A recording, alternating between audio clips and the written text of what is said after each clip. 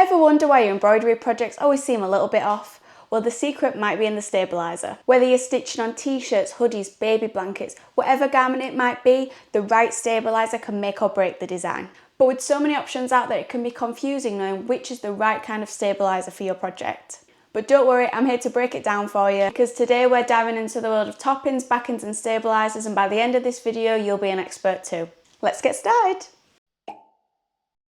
So what exactly is a stabiliser? Stabilisers are essential for keeping your fabric in place and prevent it from shifting or puckering while the embroidery machine stitches out your design. Think of them as the foundation of your project, giving your fabric the structure it needs to hold the stitches properly and looking good. You can buy them in pre-cut squares of different sizes or in big rolls like this one here, and they usually come in black and white. There are a few varieties of stabiliser that you'll need to know, and they all come in different weights. The weight is the thickness of the stabiliser, and which one you'll need depends on what your specific project is. Let's start with cutaway stabiliser. This is typically a thicker kind of backing and provides a lot of support for the embroidery design. This one is best for projects that involve any fabrics that stretch, like t-shirts, sweatshirts, fleeces, really anything that's got a bit of give to it.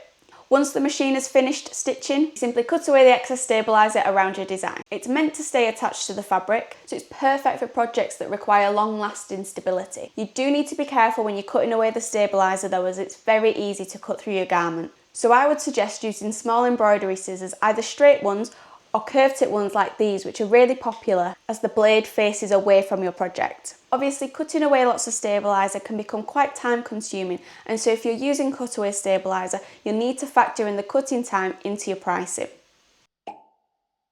Next up, we have tearaway stabiliser. As the name suggests, the backing simply tears away, so perfect for when you don't want any stabiliser remaining on the fabric. Tearaway stabiliser is very popular for uniforms and workwear because of how quickly it can be removed. However, it is better suited to fabrics that don't stretch, for example woven fabrics like cotton, linen, twill or canvas. It's especially good if you're embroidering simple monograms, logos or small designs that have low stitch counts. Sometimes when you're using a design with a high stitch count, if you use a tearaway backing, the design can become puckered. As I mentioned earlier, stabilisers do come in different weights, so it might be that you need to just try a heavier weight. But before you go out and buy some more, try using 2 layers and turning the additional piece 90 degrees to the one underneath it. This will give it more support when stitching. Of course, this technique uses twice as much backing, but it can be handy if you're in a time crunch or you've ordered an excess amount of stock. After the design is finished, you can simply tear away the excess stabiliser. Most of the time it tears off cleanly, but I have found that this can be design dependent, so you might just need to pick off a couple of bits that get left behind. And tearaway stabiliser will usually come away in the first wash anyway, so it's not essential to remove everything. It really just depends on how thorough you want to be handing your garment to your customer. There's also the expression, if you wear it, don't tear it. And this is because over time, a tearaway stabiliser won't hold up as much as something like a cutaway. So that's something to consider depending on what the design is and who your client is. Now let's talk about stick-on or adhesive stabilisers. Adhesive stabiliser is great and it's actually what I used for my final project at university. This one is different to the others that we've just looked at because it has a paper side and an adhesive side. If you've got slippy fabrics that are tricky to hoop up, this might be a great option to try, as the adhesive helps to keep the fabric taut and stop it from moving around. It's mostly used for items like socks, collars and labels, really small areas that even your smallest hoop is too big for. A quick disclaimer on stick-on stabiliser. In my experience, the adhesive does tend to come off and stick to the needles, which leads to thread breaks. So if I'm using this one, I don't normally wander off and let the machine do its thing. I keep an eye on the machine so I can catch thread breaks as they happen. But I would highly recommend that you change your needles if you're alternating between backings and always keep up with your machine maintenance. So there are 2 types of water-soluble topping and stabiliser. The first is one which looks like the tearaway and has a papery feel to it, and the second and more popular kind is this film-like topping.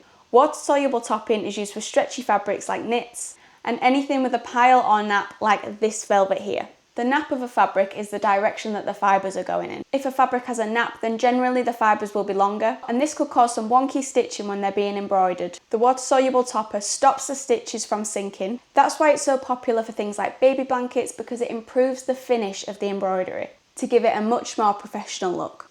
To remove water-soluble backing, you just pull it away from the design like you would with a tearaway, put it through the wash if it's a personal project to get rid of the residue left behind, or alternatively, if you take a spray bottle and lightly spritz the area, it'll come right off. You do need to make sure that you store it in plastic and away from any humidity, as it can get damaged by the water and then becomes unusable. So best to keep it safely tucked away when you're not using it.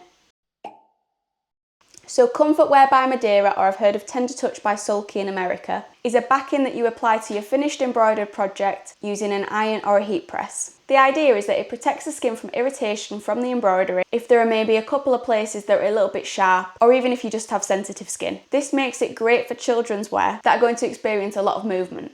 Thanks so much for watching. I hope you found this video helpful and you feel more confident choosing the right stabilisers for your embroidery projects. If you enjoyed this video, please give it a thumbs up and subscribe for more digital embroidery and small business content. If you have any questions at all, let me know and I'll do my best to answer those for you. And hopefully I'll see you in my next video.